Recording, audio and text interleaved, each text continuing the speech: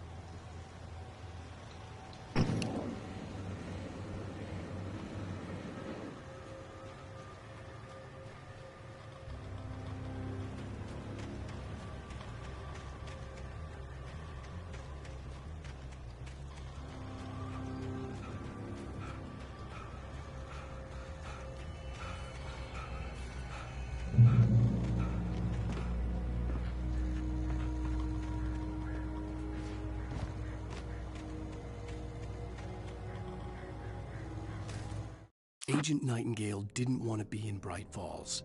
These little communities revolted him, and he didn't like the trees or the coffee. He now knew that impossible horrors lurked behind the storefronts and smiles. He desperately wanted to turn the car around and just drive until he passed out or ran out of road and booze. But he had a job to do. He had a rider to catch, at any cost.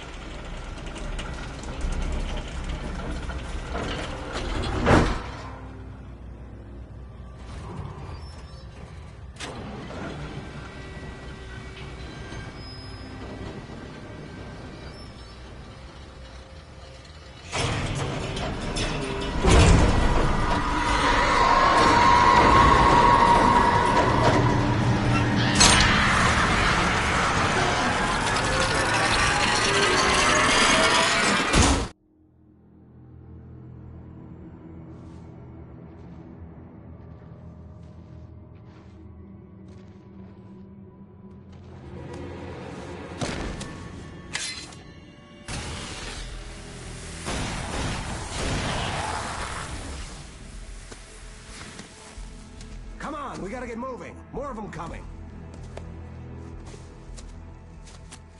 That flashlight's kid stuff. The flares will keep the bastards away.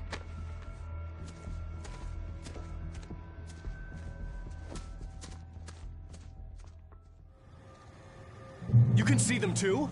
Hell, of course I see them. Come on, we gotta move. Why? Because that's the way the story goes. Yeah, but... Let's move! I lost my gun back there. Oh, I've got a gun. Just keep that light steady on it. It took a moment, but then I recognized him. He'd been on the ferry when I first arrived here with Alice. He knew my name. We were headed in the direction of Lover's Peak. There was no way this was a coincidence. He was the kidnapper. Come on, Wake! You better keep up.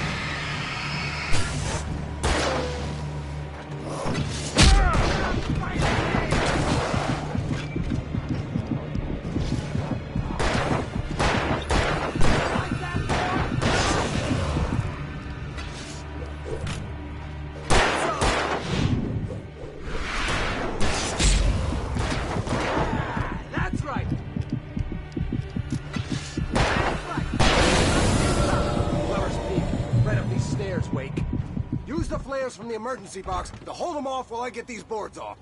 Give me the gun. Yeah, no can do, Blake. Are you kidding? Give me the gun! No time for back talk. Hold them off, damn it.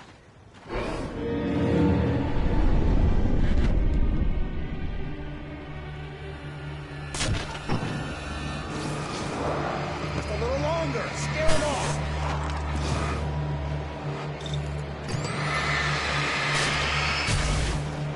Get some light on those bastards. That'll keep them off us.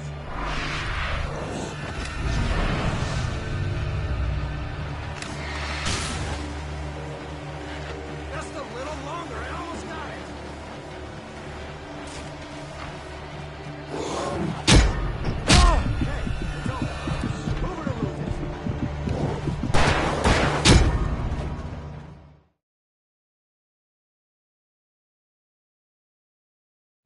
these stairs, Wake. Use the flares from the emergency box to hold them off while I get these boards off. Give me the gun. Yeah, no can do, Wake. Are you kidding? Give me the gun! No time for back talk. Hold on, damn it.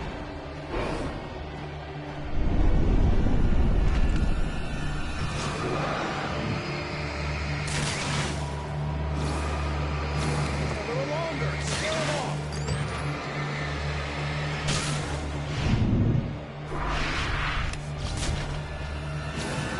Get some light on those bastards. That'll keep them off us.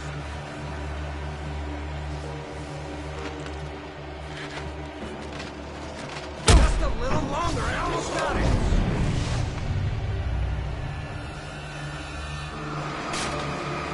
Okay, it's open. Move it or lose it.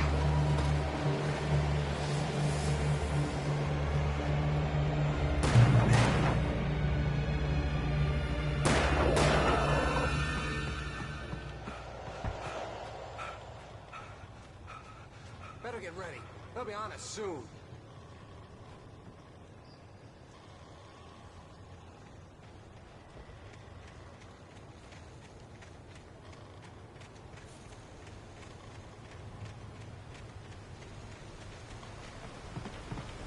This is it, Wake. Our last stand. There's more flares here. Get ready. We fight them as long as they keep coming.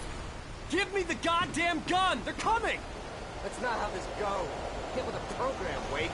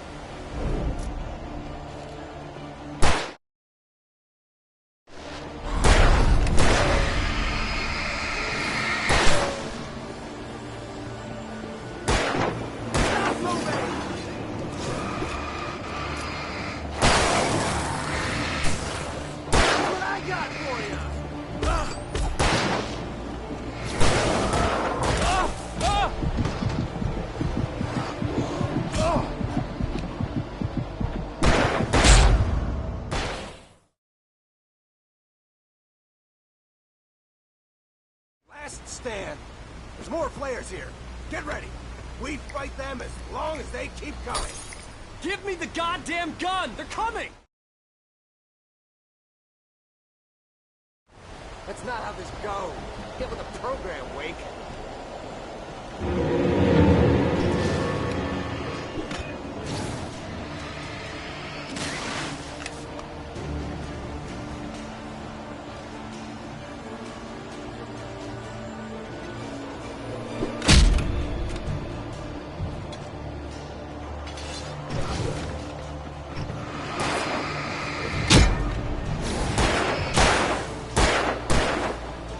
Die already, die!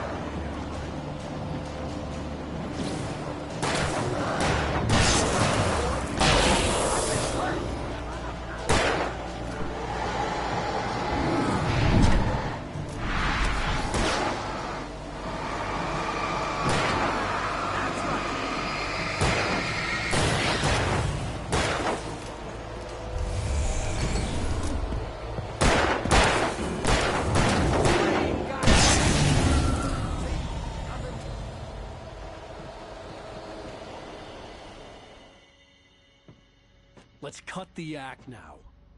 Where's my wife? I knew you were gonna say that. I read it all before. You're a hell of a writer. Congratulations. You're gonna bring about something glorious and terrible once we get you some proper editorial control. What the hell are you talking about? Where's Alice? I want the entire manuscript, or she's gonna suffer bad. You touch her and I'll...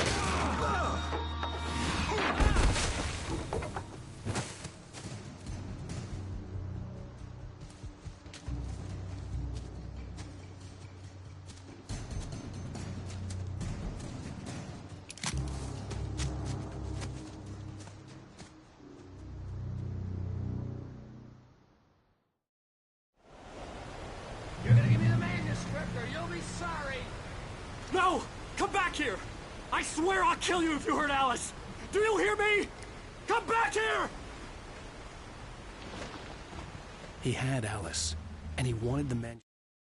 On more than one occasion, Alice had tried to explain to me how it felt to be afraid of the dark. To her, darkness wasn't simply the absence of light, but something more tangible than that. It was something you could touch and feel. Worse than that, it was something with a mind of its own, something malicious and malign. For her, things changed when they were wrapped in darkness. They turned into something else, something foreign, and nothing was safe or innocent anymore. I'd never really understood what she meant, until now.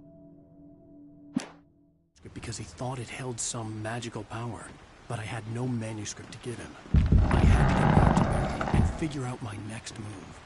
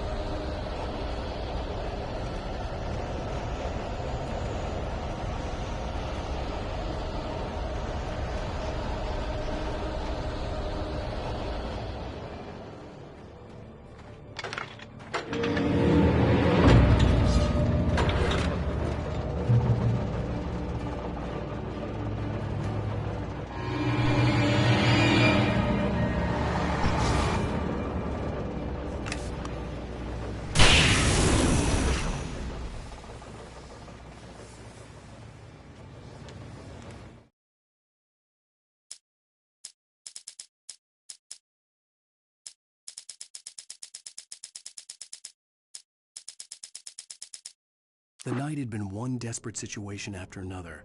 I was exhausted, and my body felt as though it had been chewed up and spat out. The flashlight was heavy in my hand, and each pull of the trigger sent a painful shock up my arm. But I was finally out of the woods, and things were looking up. That's when I heard the chainsaw.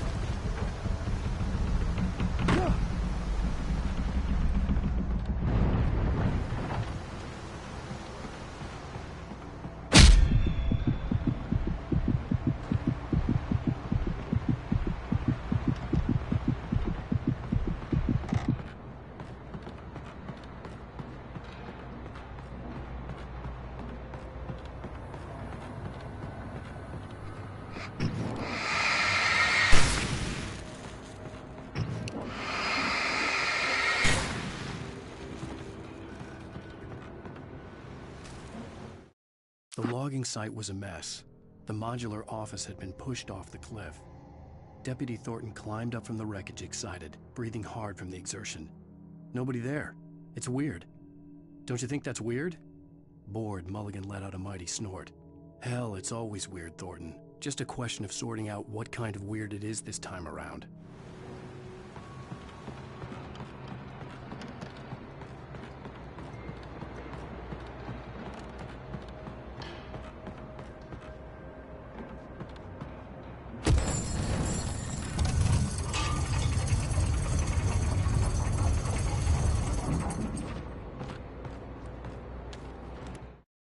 When Barry saw the darkness attack the visitor center, it made him a believer. The men Al said he'd shot, they hadn't been just locals on crank. Somehow the world had changed, like the channel had been switched without warning. You think you're watching a sitcom, and you're really watching a horror show. When the birds started attacking the cabin, Barry wasn't surprised, just terrified.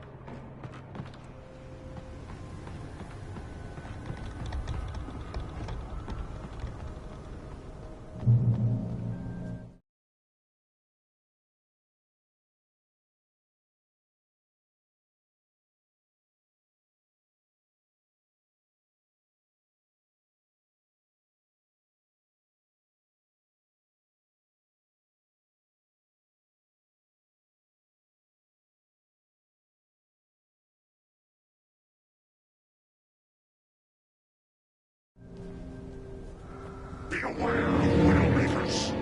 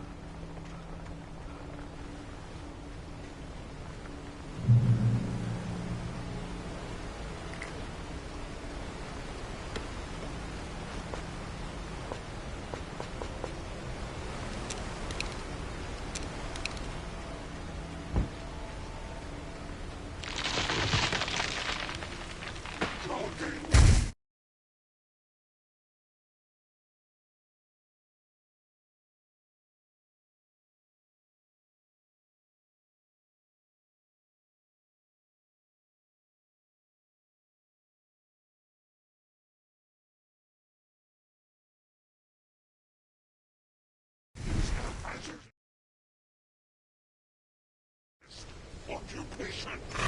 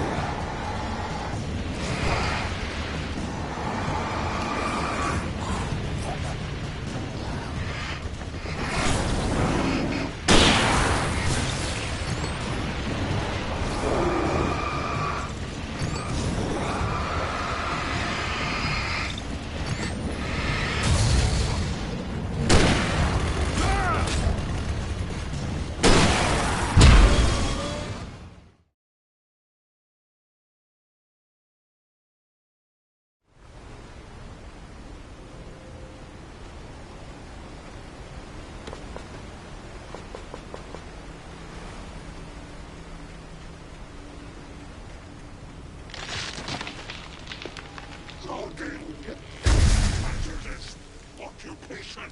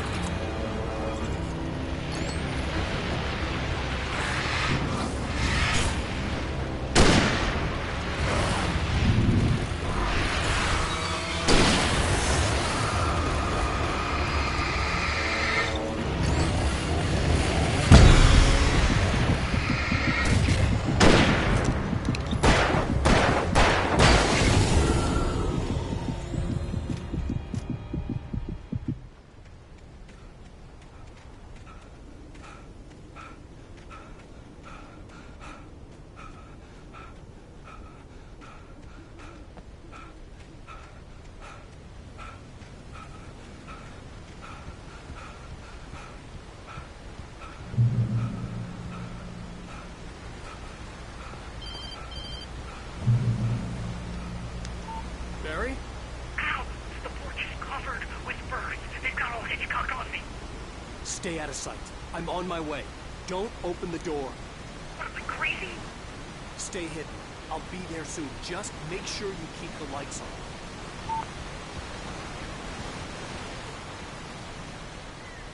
I still had to reach Barry at the cabin, but at least I was out of the woods.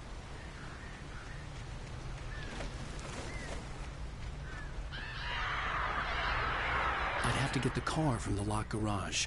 It would get me back to Barry faster, and the headlights were a welcome bonus.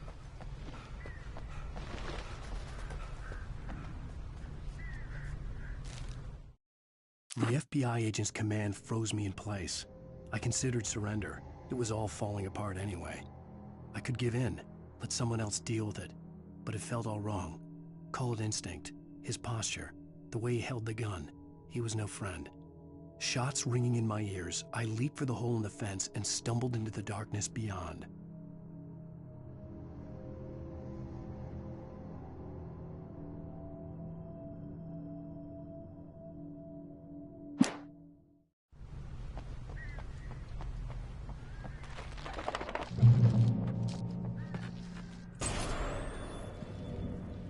A story is not a machine that does what you tell it.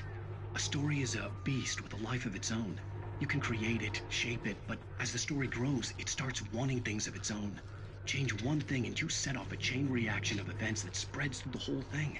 The characters have to be true to themselves. The events need to follow a logic that fits the story. A single flaw and the magic is gone. The story dies. Alice dies.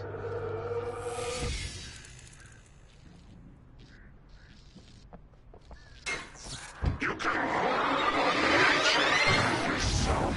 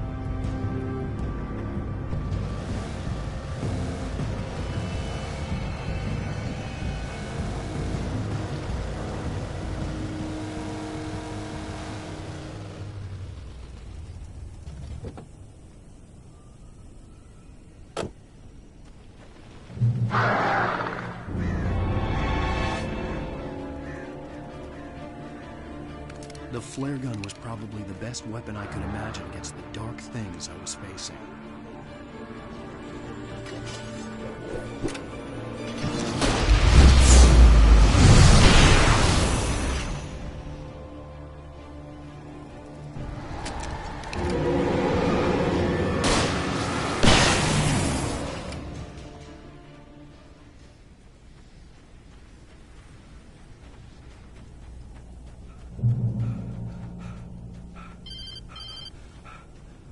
It was the kidnapper. You son of a bitch! Where's my wife? Enough horseplay, Wake. You deliver the manuscript, and you can have your woman back. Simple as that. I don't... Listen.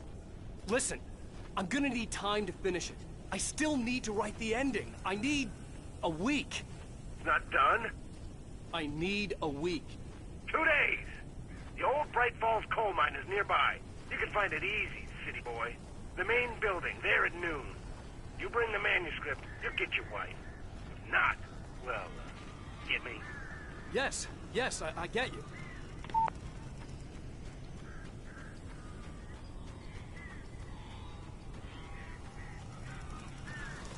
Barry had talked about birds over the phone.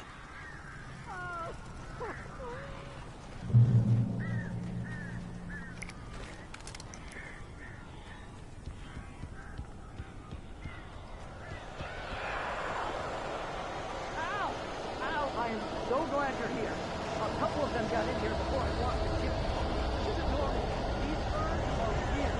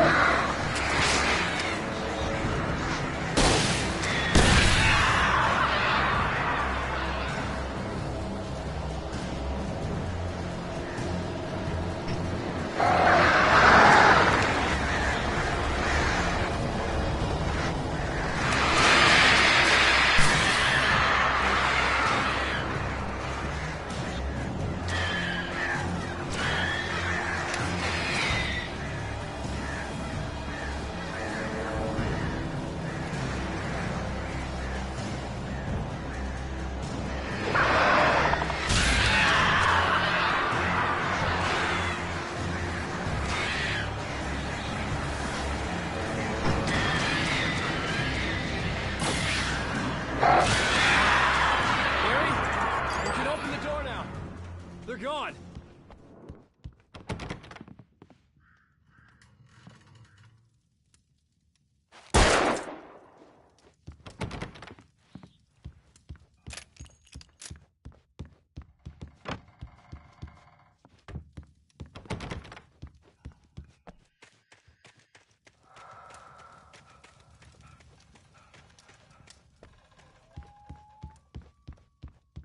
Hey, Al. I'm sorry for thinking you were having a psychotic episode, man. I sent Barry to the town to ask around about a man fitting the kidnapper's description. He'd go through the archives of the local paper. Perhaps he could learn something. Anything about the island and the cabin that had disappeared. The man wanted a manuscript. I had to try to write him one to get Alice back.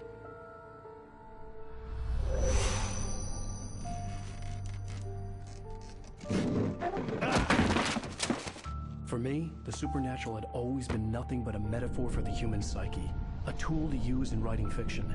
Now, it was happening for real, and I couldn't put a single word on paper.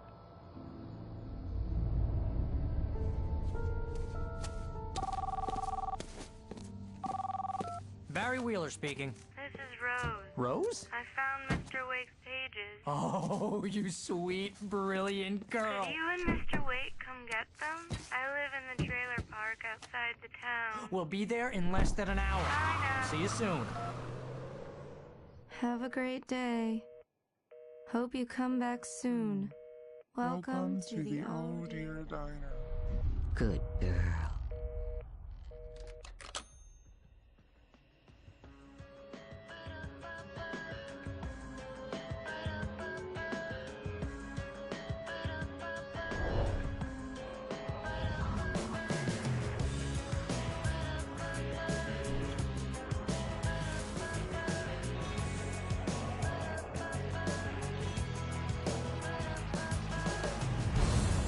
Come here.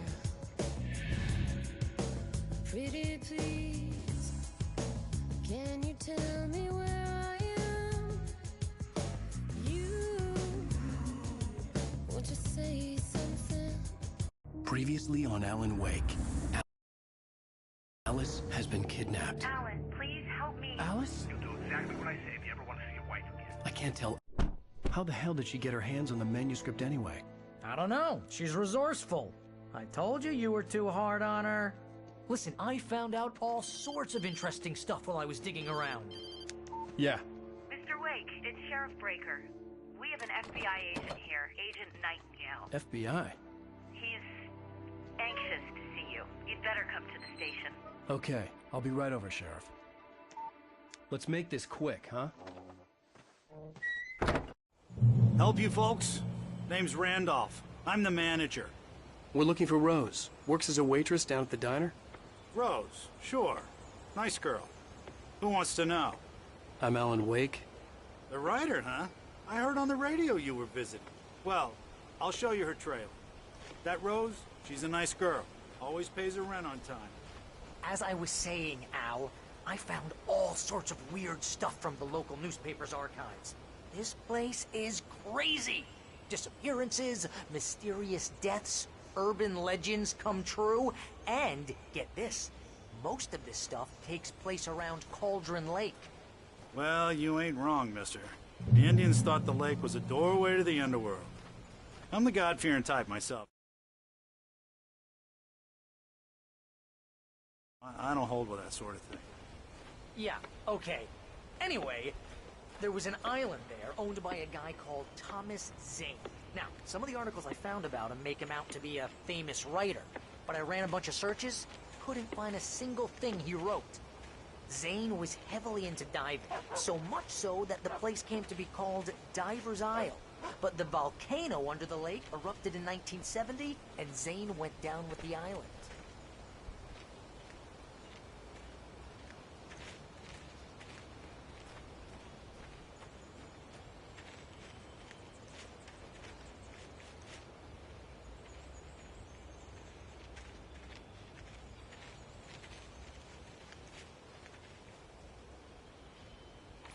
Gets better. A local girl, Barbara Jagger, drowned in Cauldron Lake just a week earlier. They were lovers. Sure, Jagger's a local spook store. The Scratching Hag. Comes for you in the dark. Childish stuff like that. Anyway, Al, I'm just getting to the best part. All of the articles about this stuff were written by Cynthia Weaver. I asked around, and she's that crazy bag lady you met. What, the lamp lady? She can be a little loopy, but she's not homeless or anything. Yeah, anyway, she knew both Jagger and Zane before they both died, and she had some kind of a breakdown.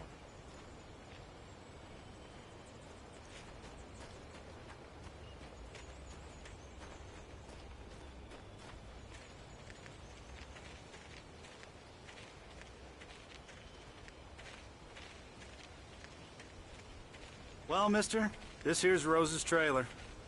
You mind me asking what you want with her? We're just here to talk to her, pal.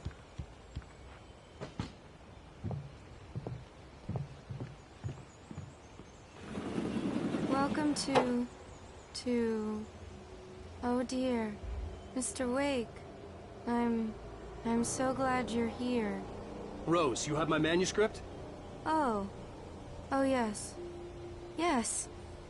Please, come in. Hey, this is really good. Rose. Yes. My manuscript. I really need it. I understand. I know what you need. A muse to inspire you. Oh, for Barry? She doesn't have anything. Yeah, hey, Al? Al, what's... Oh... Barry! What? What?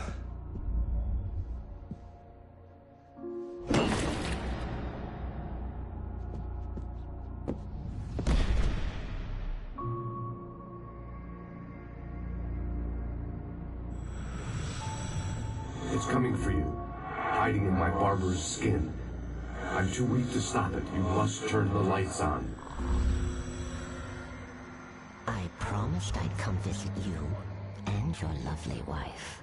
You must finish what you started. I insist. You must turn the lights on. Turn the light on. Back to work, boy.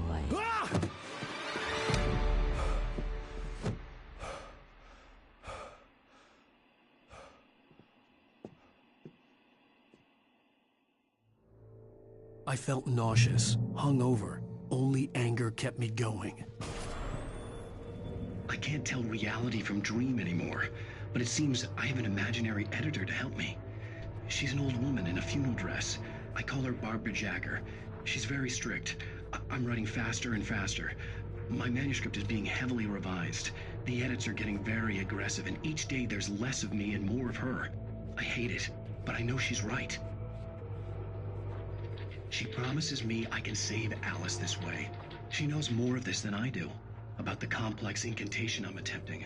About this place. She's worked with another writer under similar circumstances, Thomas Zane. The genre of the story seems to be shifting. It's turning into a horror story. I'm getting close. I can feel it.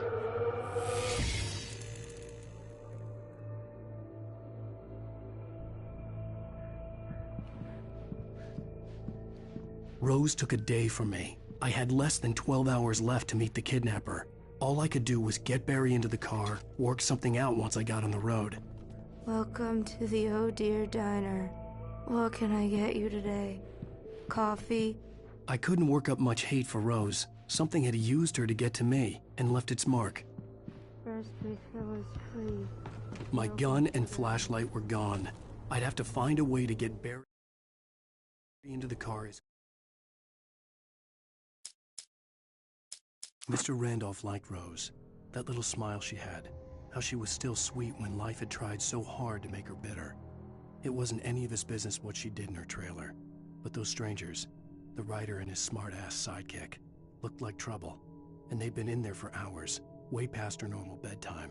He reached for the phone and called the sheriff's station. Quickly as possible. There was no time to waste.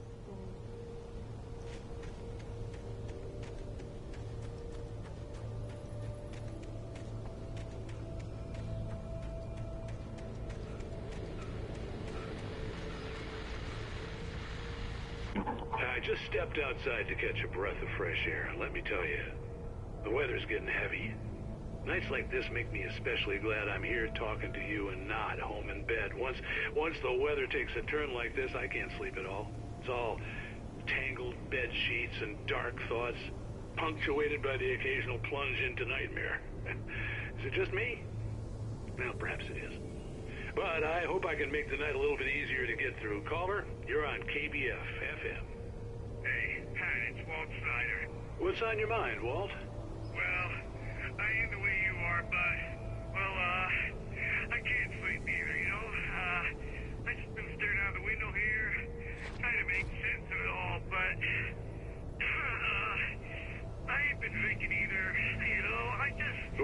sound like a man with a problem, Walt. I had a, argument with Danny. You know Danny, and, then I get in trouble with the law, and, I'm just, well... I heard something like that, Walt. Yeah, well, he's, Danny's my best friend, and, they let me, bail today, and now I'm just alone here at the window, waiting. Man, and there's something in the air tonight, man. I was just outside looking up at the sky above our broadcast tower thinking the same thing. What are you waiting for, Walt? I don't know. Something's gonna happen. I think I better go. Well, Walt, maybe... No, thanks, Pat. Well, good luck to you, Walt. Hang in there. Let's take a little break, folks. This weather's really something else, huh? How can I be sure that you will walk away? Why do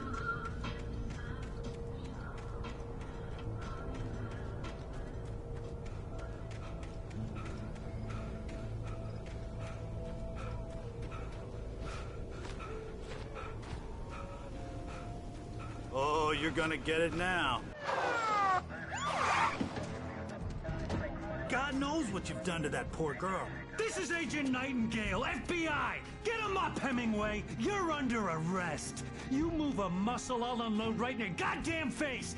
Stay right where you are, Spillane!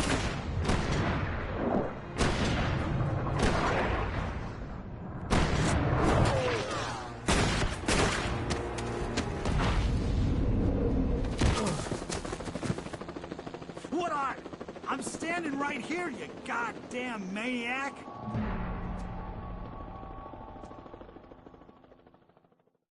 I hated to leave Barry behind, but there was no way I'd miss my appointment with the kidnapper. Give it up, Mr. Wade. Come on. Take it easy,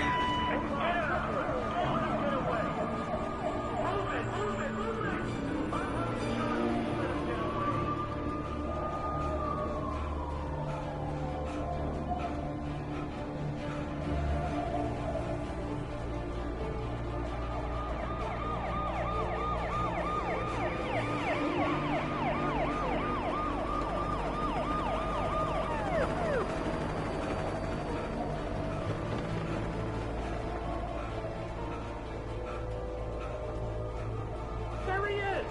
There he goes!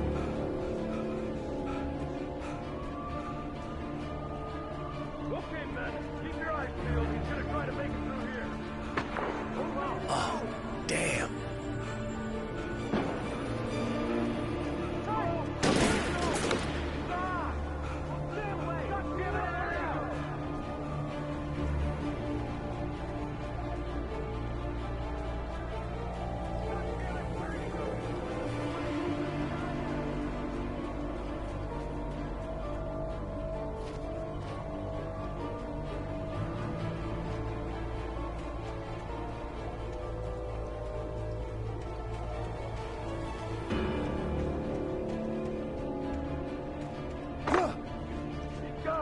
Come on, guys. We need to head him off. For decades, the darkness that wore Barbara Jagger's skin slept fitfully in the dark place that was its home and prison. It was hungry and in pain. It dreamed of its nights of glory when the poet's writing had called it from the depths and given it a brief, terrible taste of power and freedom. The rock stars had stirred it from the deep sleep the poet had sunk it back to in the end.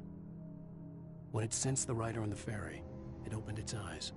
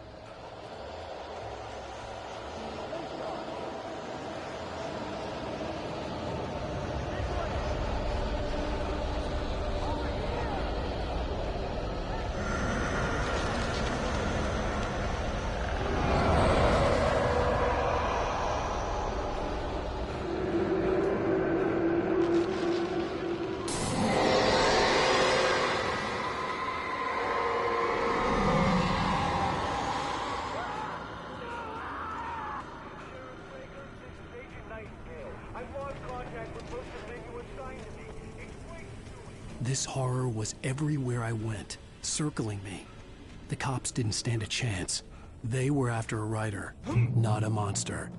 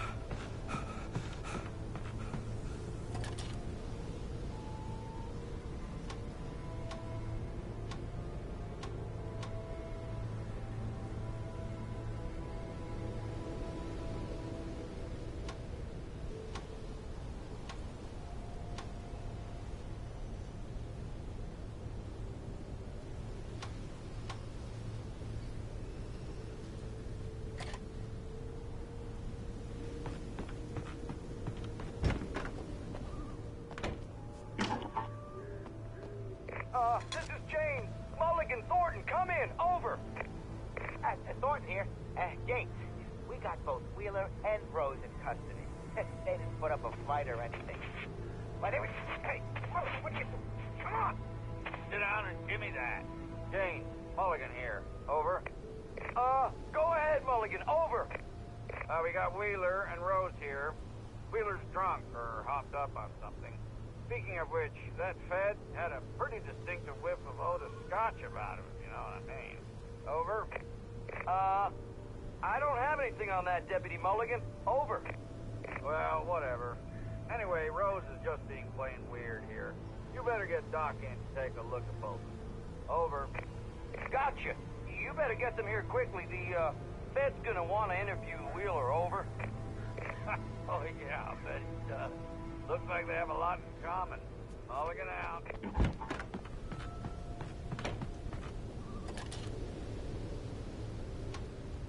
I could see the lights of the radio station in the distance.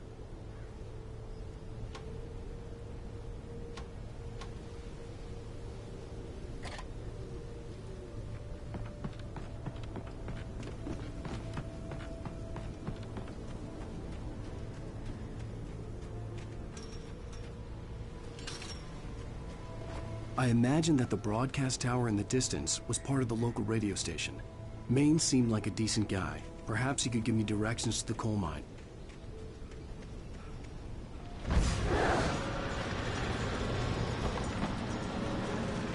Unnatural shadows clung to the gate. The darkness was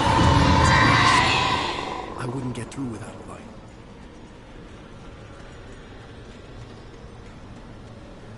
There was no power to the searchlight.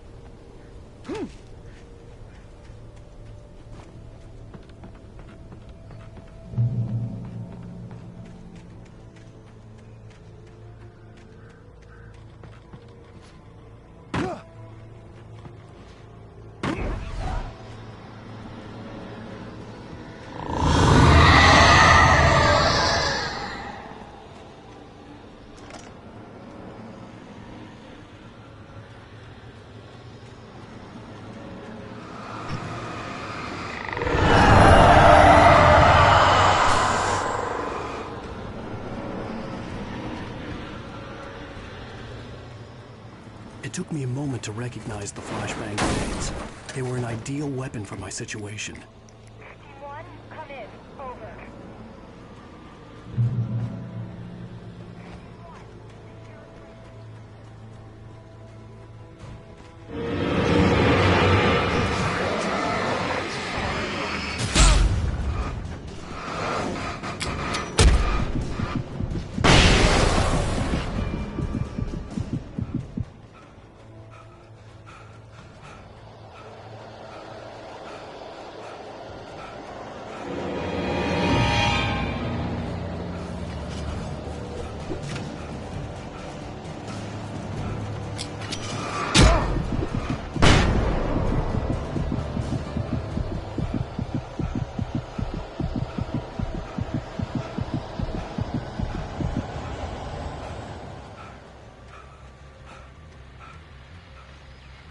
And here's another call. You're on KBF-FM with Pat Maine.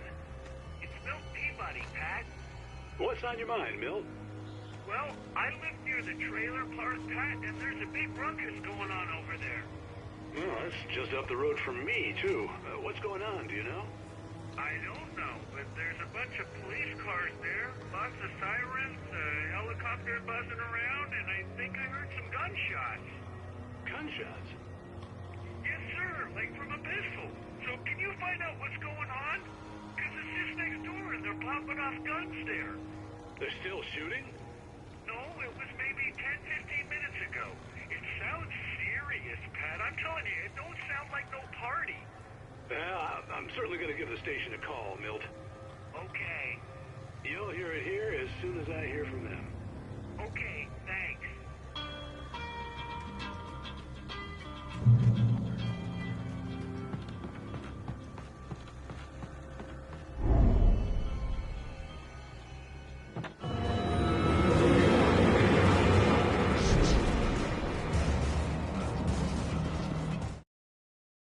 Touched by the dark presence, Rose was lost in a dreamland where everything was drawn in black and gray crayons. The old lady had promised her that all her wishes would come true. She would be Alan Wake's muse. She was smiling so hard it hurt her face. She crushed a bottle full of sleeping pills into the coffee. Deep down inside, she was screaming in terror.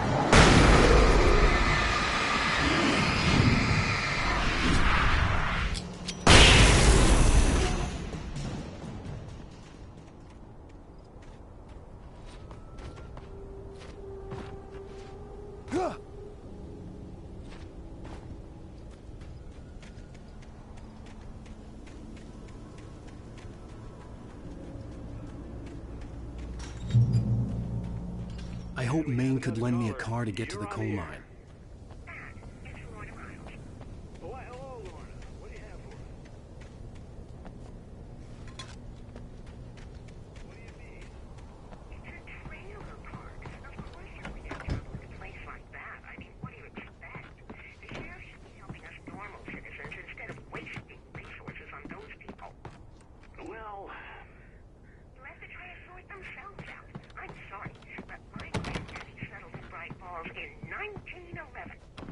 Well, thank you very much for that compassionate viewpoint, Lorna.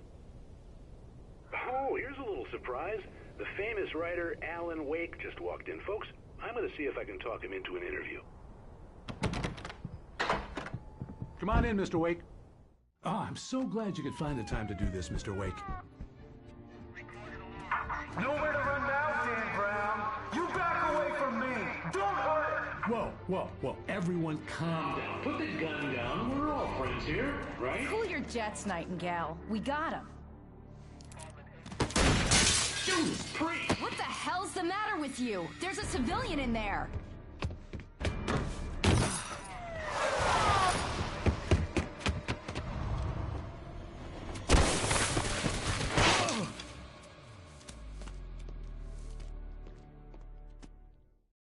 I'll get you yet, even if it kills me. You hear me?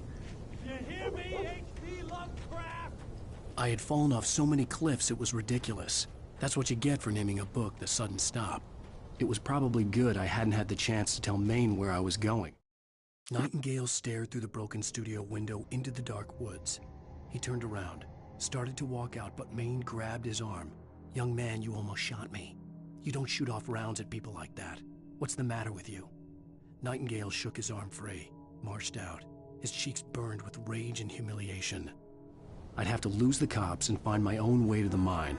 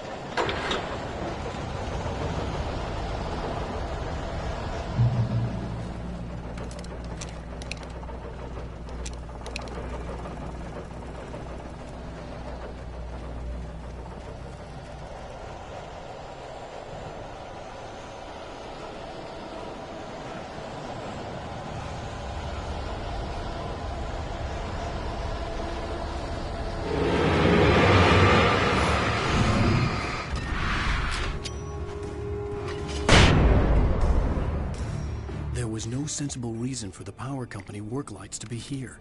It was almost as if they'd been left for someone like me to use.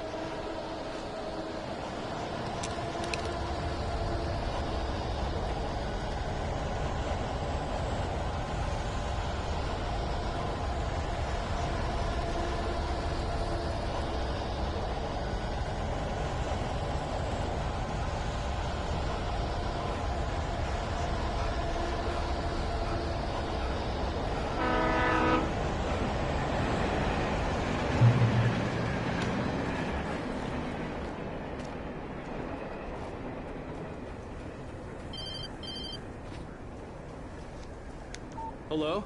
The most stubborn man I've ever met. Alice? Alice? Alan, I'm so afraid. It keeps me in the dark. Please help me. I look at you, Alan, and it's not you. Something else. Looking out from behind your eyes. Alice, I'm here. I'm so alone here. It's all gonna go to hell. You need to be careful. Cooperate. The connection had been terrible, but that wasn't the only thing that hadn't been right with the call. She sounded wrong somehow, but she had called me. The pipe wrenched itself loose from the bridge's steel framework. Wrapped in darkness, it floated in midair, twitching. For a moment, I didn't understand what I was looking at. The heavy object lurched at me with impossible force. I threw myself out of the way, but just barely. When I turned my flashlight on it, it shook in a dark rage before it flew at me again.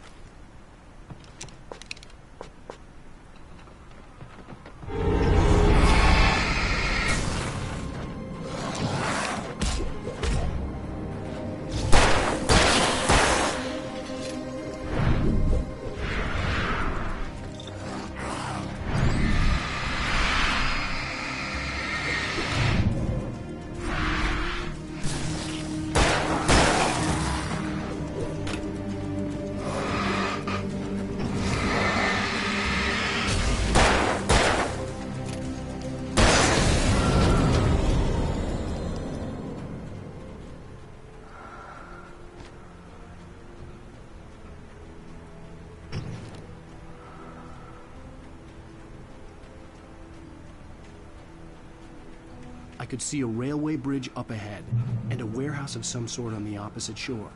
I hoped I could find a car from there.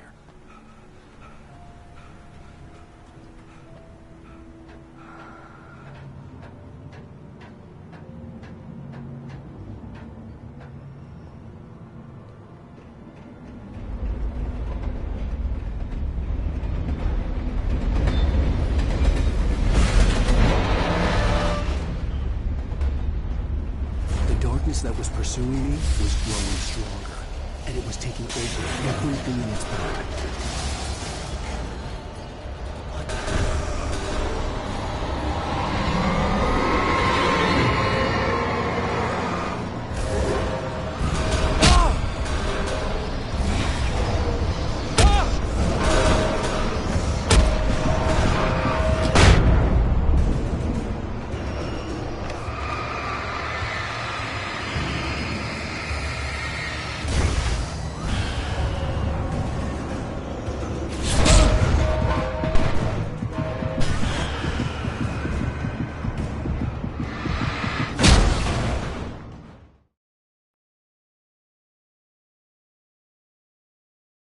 And a warehouse of some sort on the opposite shore.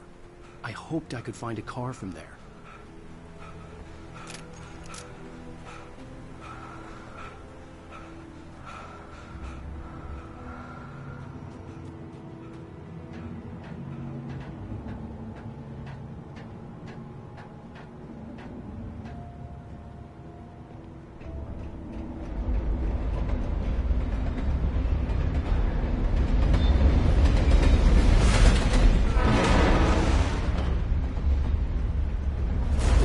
That was pursuing me was growing stronger, and it was taking over everything in its path.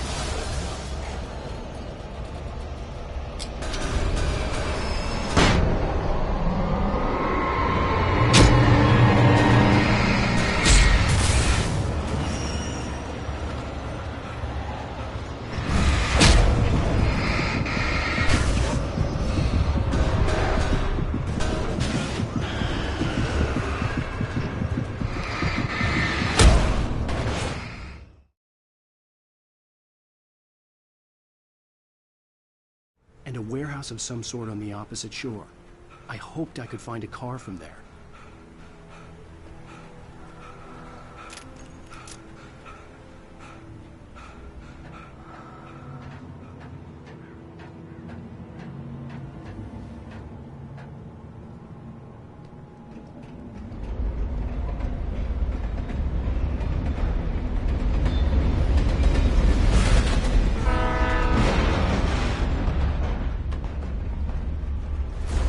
That was pursuing me was growing stronger, and it was taking over everything in its path.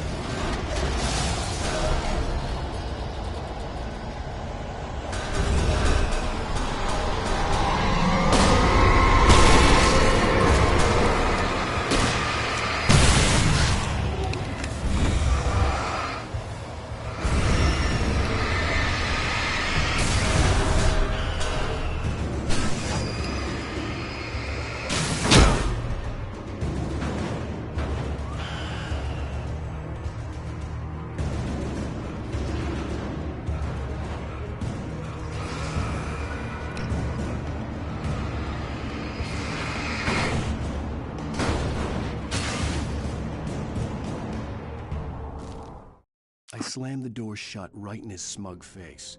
He pleaded for me to open the door. True to form, the asshole actually thought I would obey. I had no sympathy left, no guilt either, not for him. I took a moment to savor the scream. I bet I had a smile on my face. It was all that I had time for. The dark presence was inside the lodge with me. As a teenager, just starting to get interested in writing, Stephen King had been a source of inspiration to me. I thought about all the inanimate objects that had come to life in his books. No one is safe in a good horror story. Certainly not the protagonist. That's what makes them fun. This was anything but. The darkness could possess anything, and it was getting closer.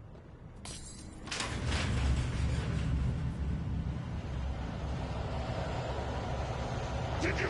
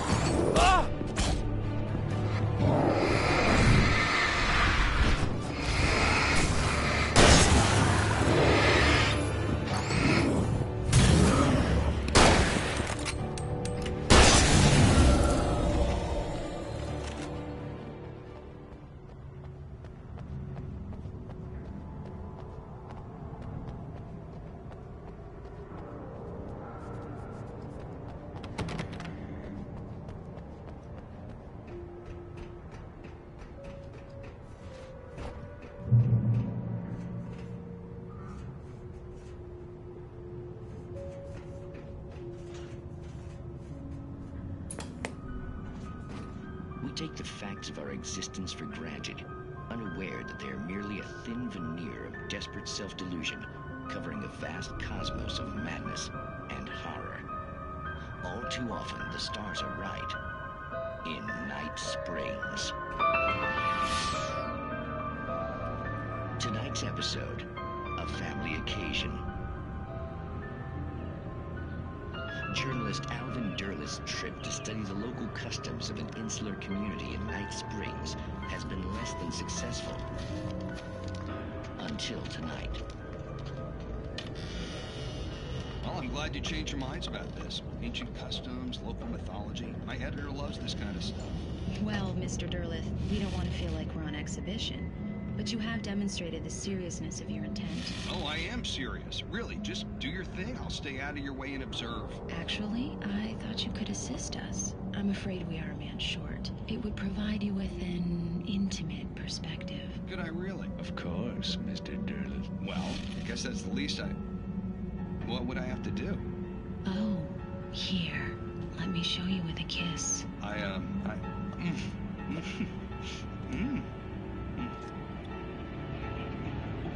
What did you...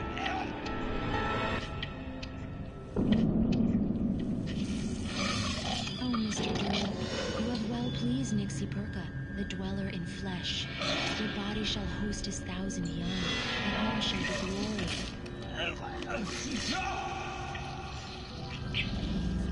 Shh, darling, be calm. Shh. Alvin Derlith learned a harsh lesson. If you go looking for mythology, it may come looking for you. And such quests always bear fruit. In Night Springs.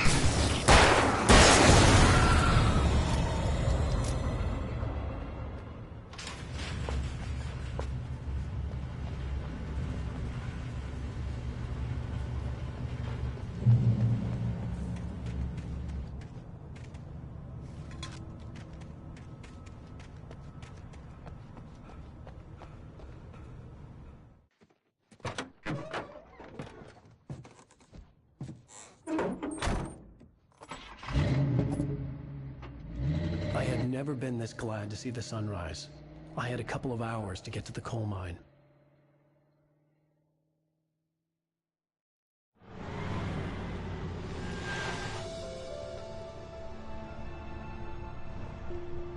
The coal mine wasn't far now.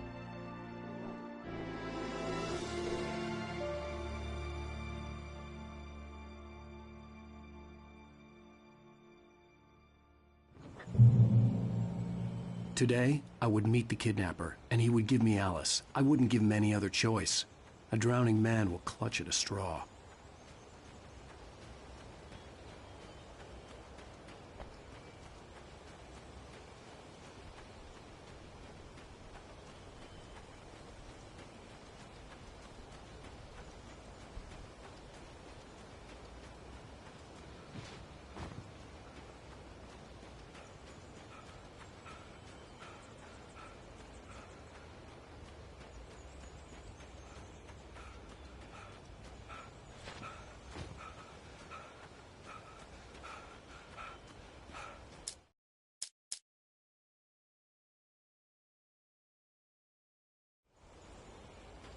Today, I would meet the kidnapper, and he would give me Alice. I wouldn't give him any other choice.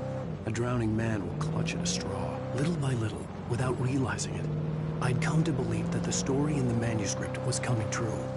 The current of its narrative had taken me deeper and deeper into dark waters. Alice had been taken from me. Barry was probably in jail. I was a fugitive from the FBI. The whole world taken over by the Dark Presence was trying to destroy me.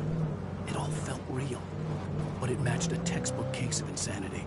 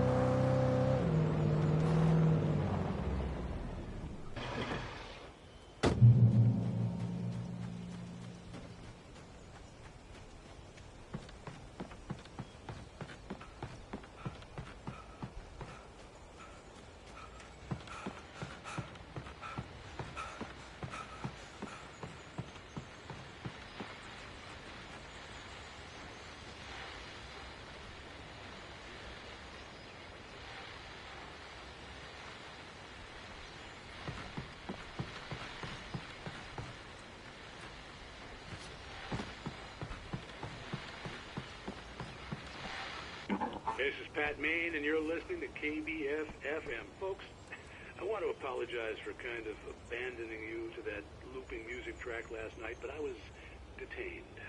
You see, I encountered a big-shot G-man with an itchy trigger finger who could use a lesson in manners and a boot in the ass. Not necessarily in that order, either. Now, folks, I know I'm not being very informative here, and I apologize for that. I really should just keep quiet, but I'm just so peeved right now, because some people just shouldn't be carrying badges. I'm just glad that our Sheriff Breaker was there to straighten things out. And if someone I met last night is listening, let me just say, I'm sorry if my mouth got you in trouble. I'm pretty sure you're not the bad guy here. Godspeed, son. I hope you know what you're doing. Now, on a lighter note, I'll be talking to Dr. Nelson all morning. But first, a little music.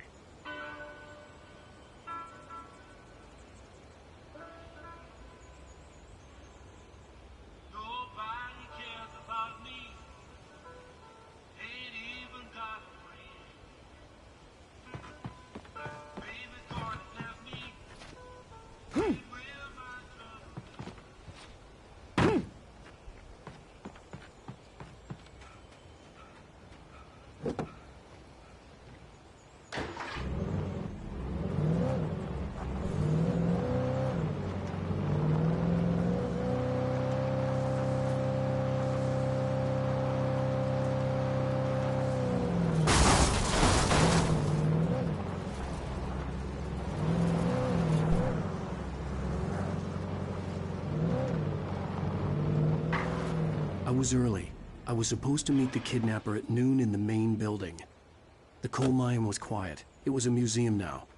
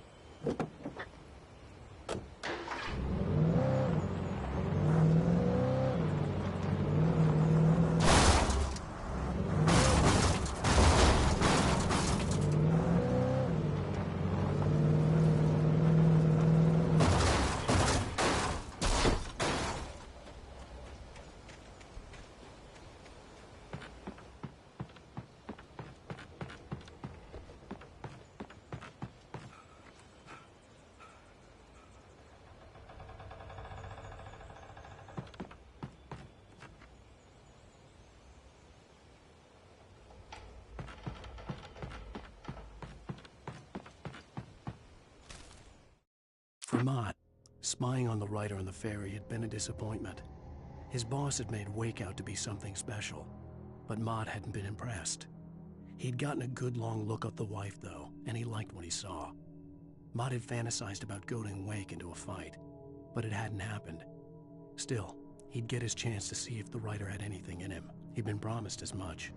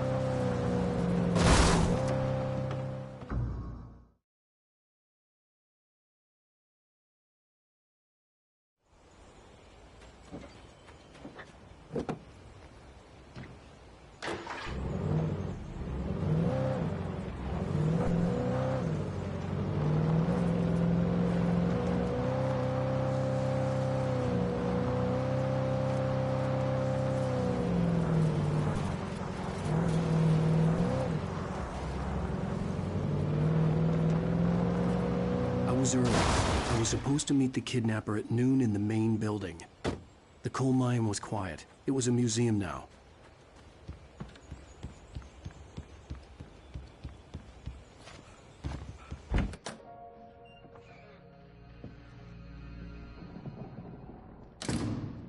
I didn't want to go outside. Cops had to be looking for me. The noon sun turned the place into a sauna. The day dragged on. Different scenarios ran through my mind. Ways of how I'd torture the kidnapper to get Alice back. Or the different horrible things he could have done to her. I imagined her dead. I had no way of knowing she was still alive. It was killing me. I was running on blind hope. It was all a waste of time. The bastard never showed up.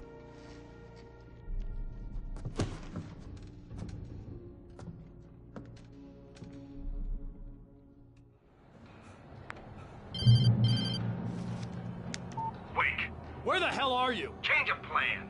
You know where Mirror Peak is? It's a big mountain north of where you are. You follow the path from the mine, you can't miss it. There's a lookout point there. I'll be waiting. I'm through being jerked around by you. You want to see your wife alive? Because if you do, you better watch what you say to me. Do we understand each other? I want to talk to Alice. Yeah, and I want the manuscript. Don't keep me waiting, Wake. Hello? Hello! Ah! I'm gonna kill him! I had to get to Mirror Peak.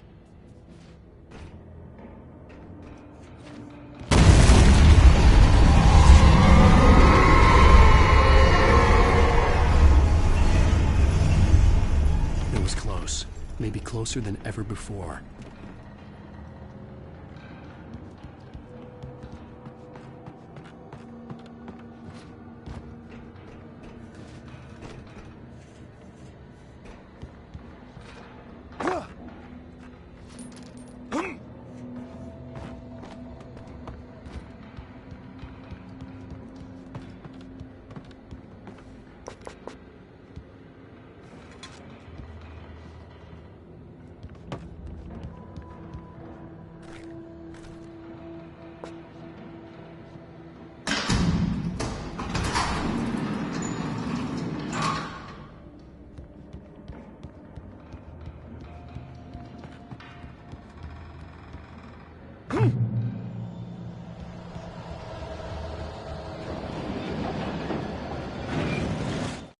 When Thomas Zane fell for Barbara Jagger, it happened fast.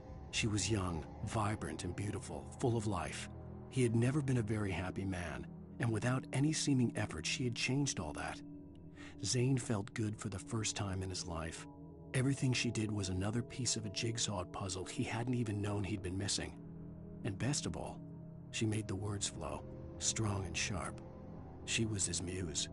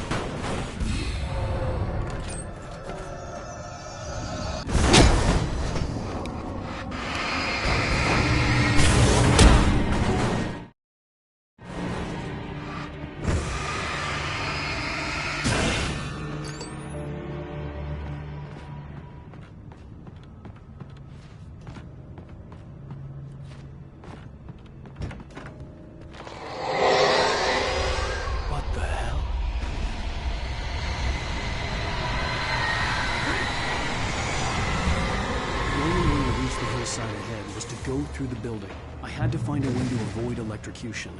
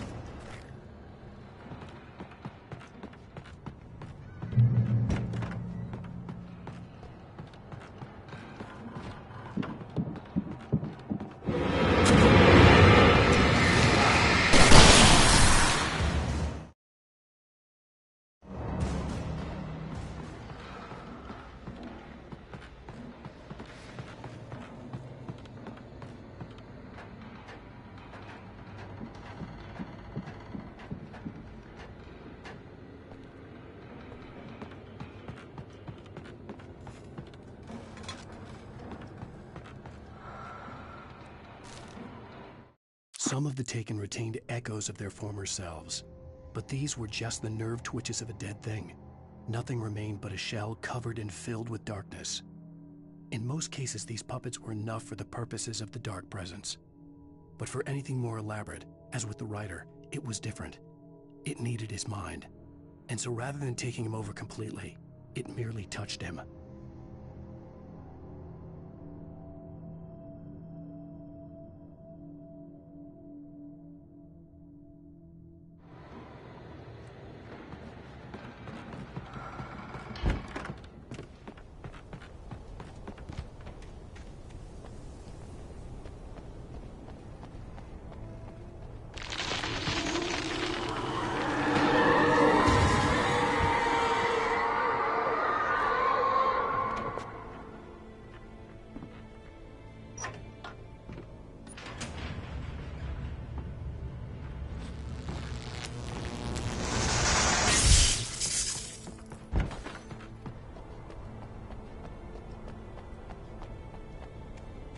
There was no way the flashbang grenades were Standard Power Company equipment.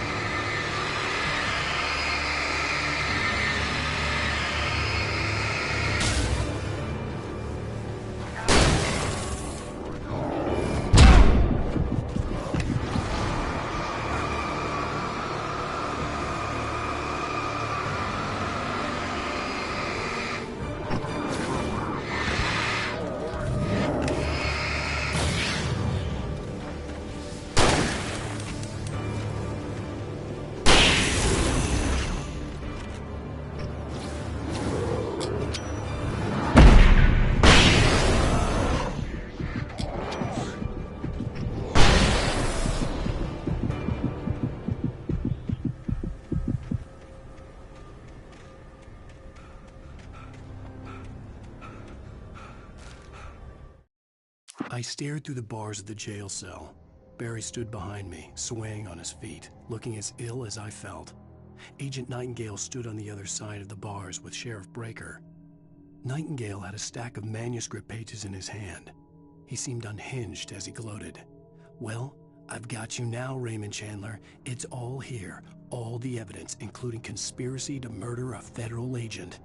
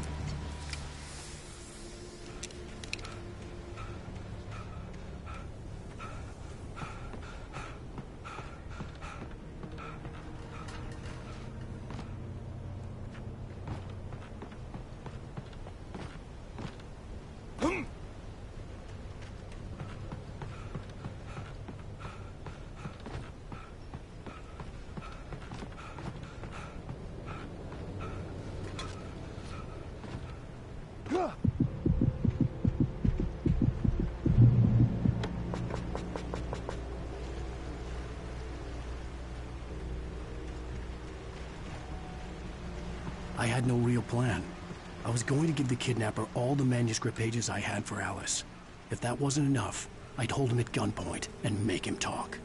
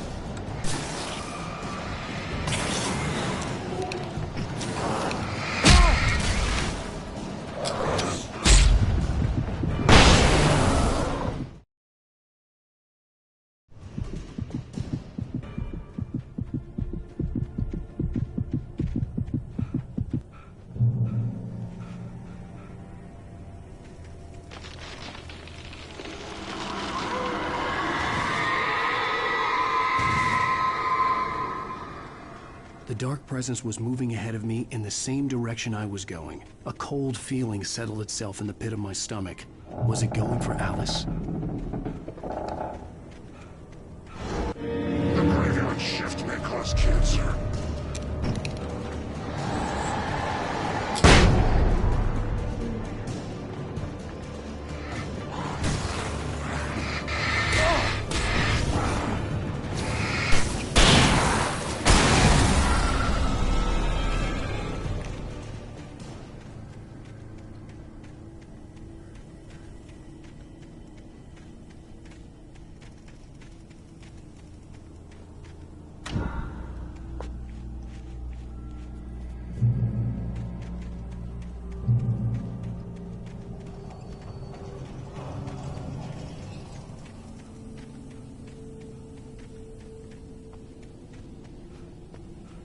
The place was dead, a ghost town.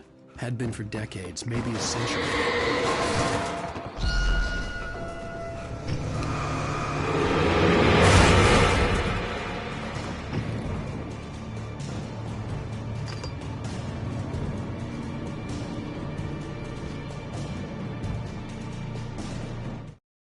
Things were never as simple in real life as in fiction. I had lost count of the times I had wished there'd be a clear reason for my writer's block. Something to fight, something to lash out on. There wasn't. I was filled with doubt. I was nothing like the hero in my books. Alex Casey had gone through his life with single-minded determination, never wavering from his goal. Even now, I was angry at myself, angry at Alice, angry at Barry. I was fumbling and I had no plan.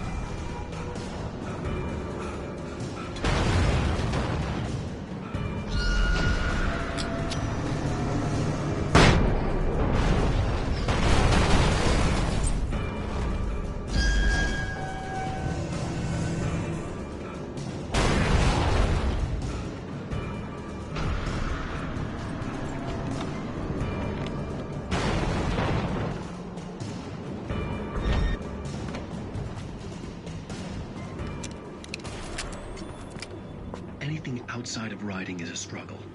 I feel ill. I managed to make my way downstairs. There's a shoebox filled with books and papers by Thomas Zane. It's very hard to focus, but I managed to read some of it. He's a poet, and a good one.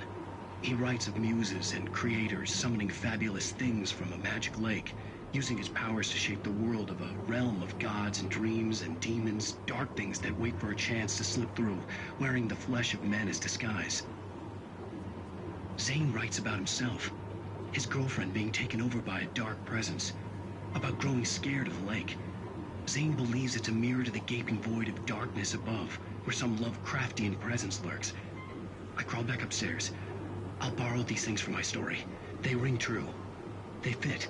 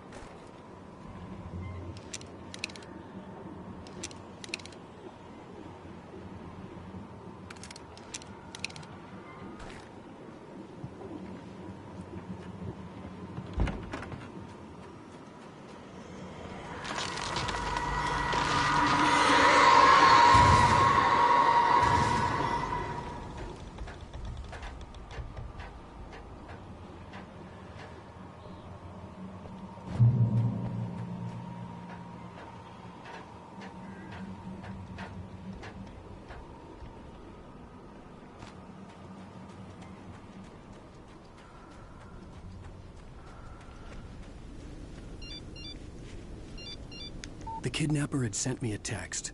The message was full of spelling errors and insults. It was telling me to hurry up.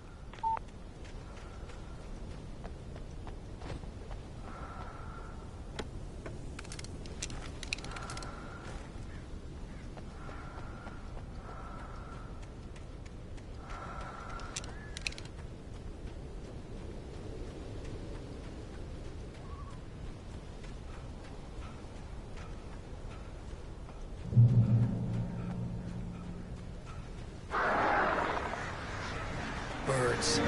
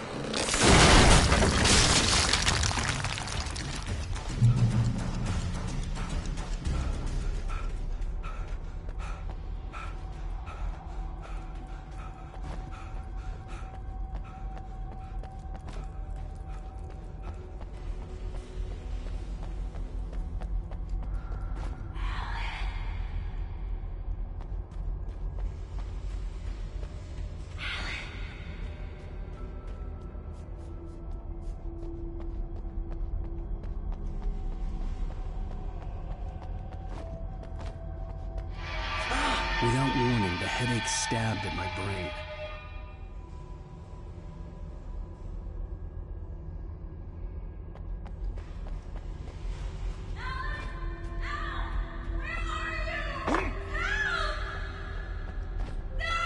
Alice?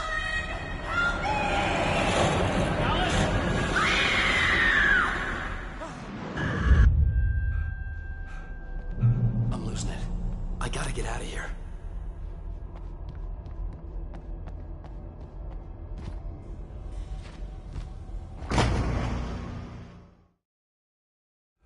I'm losing it. I gotta get out of here. The hunters were big, thick-set men, confident and at home in the woods. They were feeling good, running on beer, ghost stories, and camaraderie late into the night. It did them no good, as they were taken by the dark presence, sucked deep into a darkness far worse than any ghost story they ever told or heard.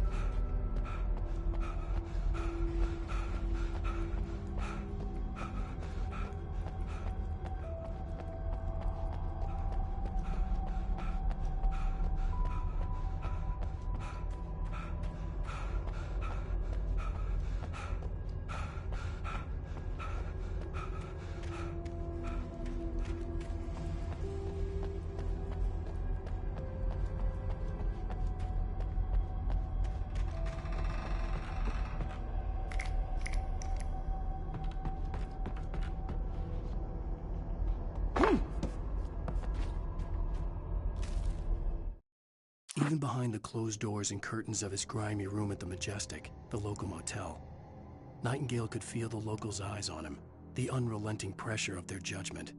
He forced it out of his mind. For all he knew, they could all be under Wake's spell already. You do what you have to do to get the job done. He took comfort from the bottle in his hand. Please, he thought, just let me...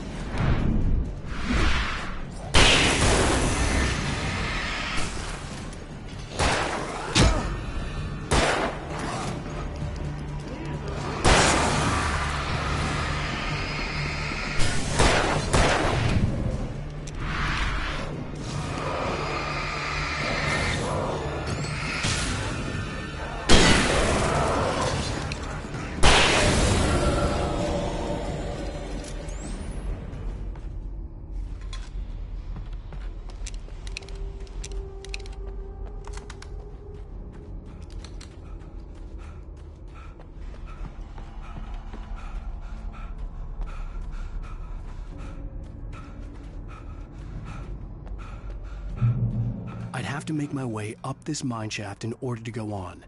Maybe the machinery could help me with that.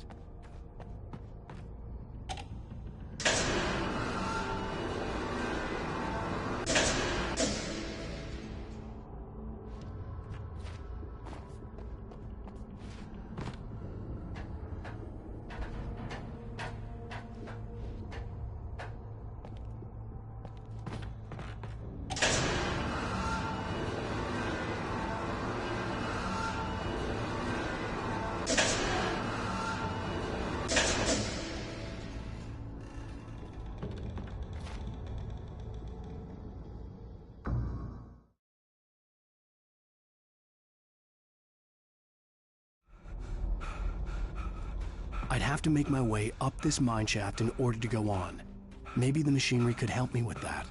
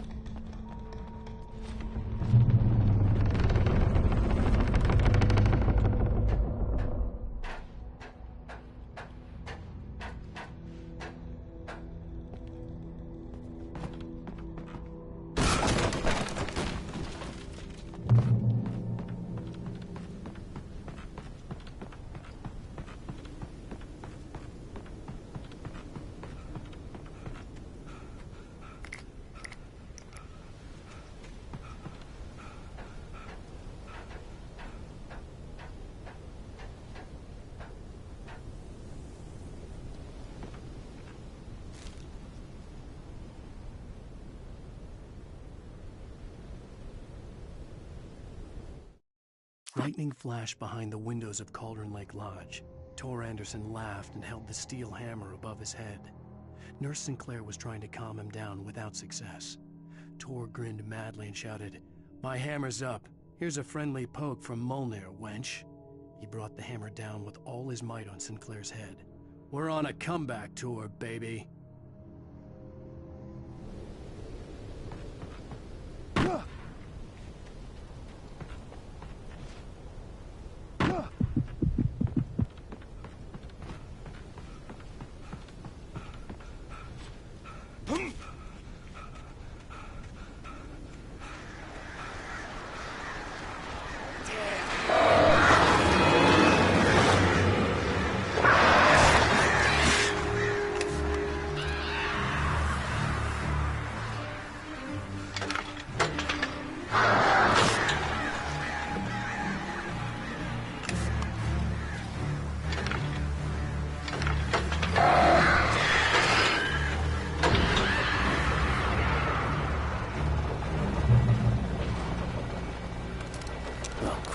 Another cable car. Just great.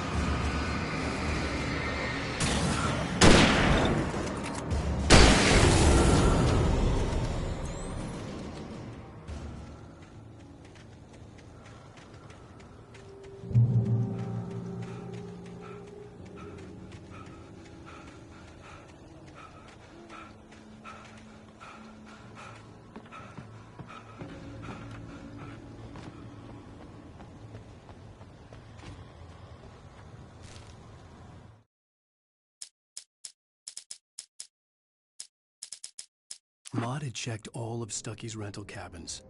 There had been no sign of the Wakes. It was dark when he'd found their car parked at the end of the road by Cauldron Lake. It made no sense. They must have taken a wrong turn, but there was no sign of them, and the car had been there for hours already. Frustrated, Mott stood on the rotten ruin of the footbridge that had once led to Diver's Isle before it sank beneath the waves years ago. The boss wouldn't be happy.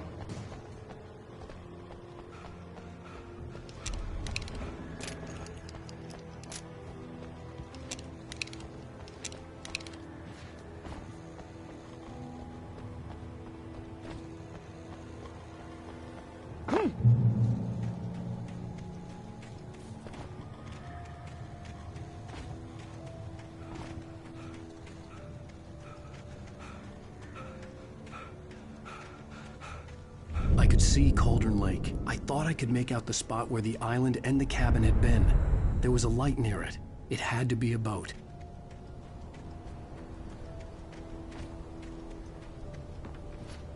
I was close now. I had to get there fast. I tried to hold on to Alice, but her form melted away. I was losing control. Dr. Hartman stood in her place. I wanted to hit him, but my arms were jelly. He smiled. It was a reassuring smile, and I hated him for it. I had to give you a sedative. Don't fight it. You went through another rough period. Right now, it's very important that you stay calm. We don't want you to have another episode. You're a patient at my clinic. Have been for a while now.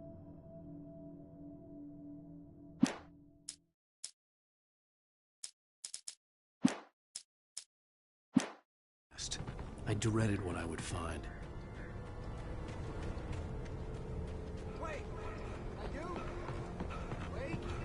Hey, I'm here! I'm coming!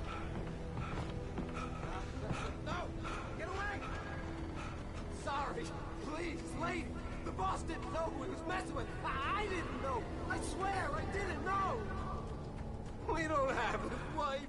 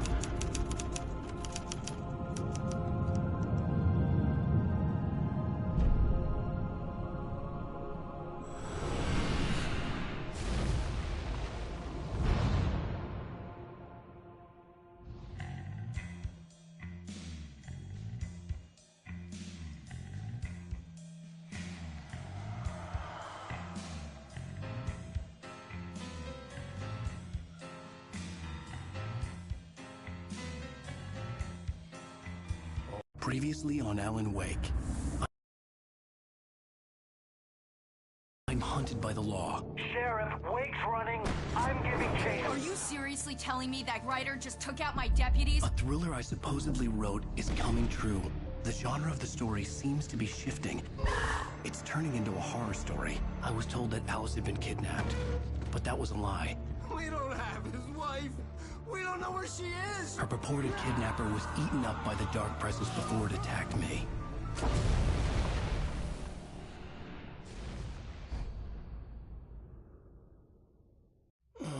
Alan, shh, baby. It was just a nightmare. Alice.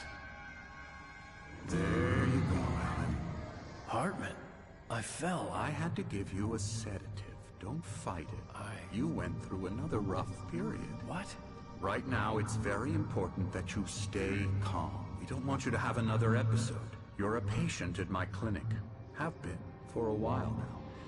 The shock of your wife's death triggered a mental illness. No, you lie. You're suffering from various symptoms of undifferentiated schizophrenia. Bastard. It's okay, Alan. Just let go.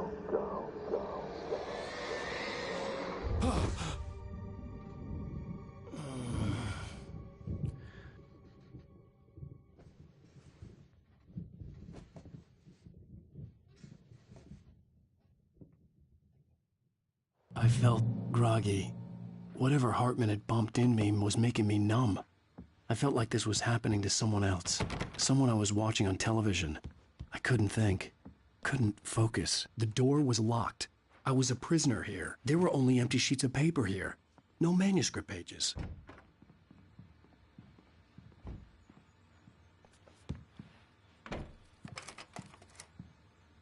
Good evening, Alan. Are we feeling better now? Feeling calm? Yeah. I see you brought your pet gorilla with you. So sure, I'm calm. I get the message. Loud and clear. Why, right. That's the spirit. You're being very brave, Alan. I understand you're confused. I would be more concerned if you weren't suspicious of me. I don't blame you for it. Big of you. Now, why don't you come with me? We'll reacquaint you with my clinic and go over everything you might have forgotten. Little walk and some fresh air? Yes, it will do you good.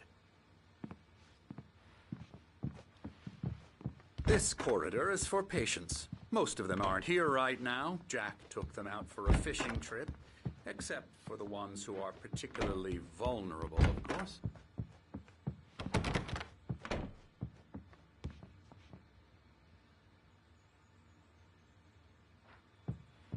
I encourage creativity as a part of the recovery process here at Cauldron Lake Lodge. I specialize in treating artists. I bet you do. Splendid, Alan. I honestly believe we can get this thing under control if we work together. This way, Alan.